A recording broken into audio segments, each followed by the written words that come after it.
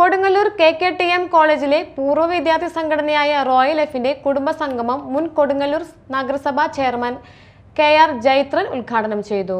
58 വർഷം മുമ്പ് 58 വർഷം മുമ്പ് അടുത്തടുത്ത ബെഞ്ചുകളിൽ ഒന്നിച്ചിരുന്ന് പഠിച്ച് കളിച്ച് ചിരിച്ചും തമാശ പറഞ്ഞും പരസ്പരം പിണങ്ങിയും ബഹളമുണ്ടാക്കിയൊക്കെ നടന്ന ഒരു പഴയ തലമുറ വർഷങ്ങൾക്ക് ശേഷം ഒരു അരനൂറ്റാണ്ടിന് ശേഷം ഒന്നിച്ചിരിക്കുകയാണ്.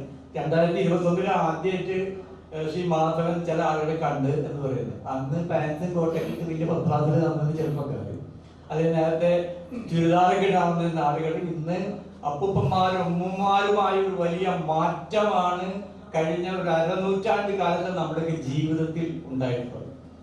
യഥാർത്ഥത്തിൽ വിദ്യാഭ്യാസം എന്ന് പറയുന്നത് ഒരു പഠന പ്രവർത്തനം മാത്രമല്ല, അത് യഥാർത്ഥത്തിൽ ഒരു പൊതുമൂല്യങ്ങൾ നമ്മൾ സൃഷ്ടിക്കുന്ന, അല്ലെങ്കിൽ ഒട്ടേറെ പൊതുബോധം, സമൂഹത്തെ കുറിച്ച് ശരിയായിട്ടൊരു ബോധം നമ്മളൊക്കെ സൃഷ്ടിക്കുന്ന മൂല്യങ്ങൾ നമ്മൾ ഉണ്ടാക്കുന്ന.